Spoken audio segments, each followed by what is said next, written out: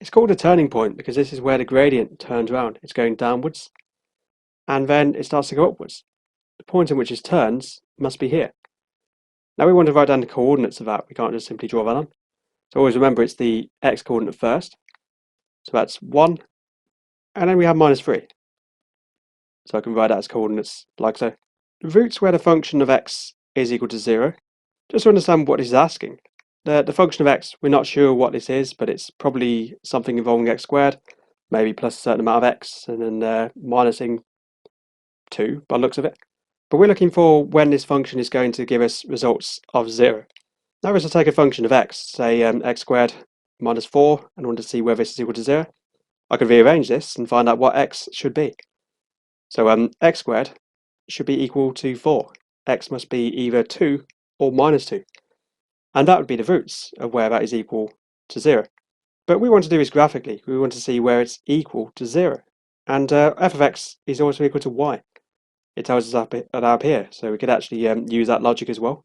So if I mark the points on here where y is equal to 0, that's both of these points.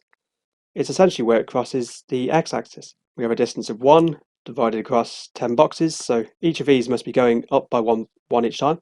So we've got up 7.5 from 2. That must mean it's 2.75, this value. Now because it's a quadratic and it's symmetrical, we'd expect it to be something involving 0.75 on this side as well, being it's on the negative side. And it is. That's gone down to minus 0.75. Again, this notation might throw us off, but basically what we did is we replaced the x with 1.5.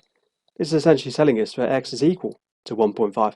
If I had a function of x, which was x squared plus 2x minus 2, then if I wanted to work out f2, then I just replace all the x with 2. I have 2 squared plus 2 times 2 minus 2. So likewise in the graph, we're just going to think that x is equal to 1.5.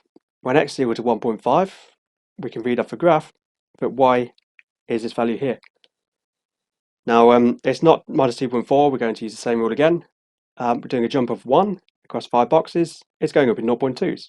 So if we add 0.2 onto minus 3, we get minus 2.8. So that's our estimate for the y value. And it's also the estimate for this function here, because the function is equal to y.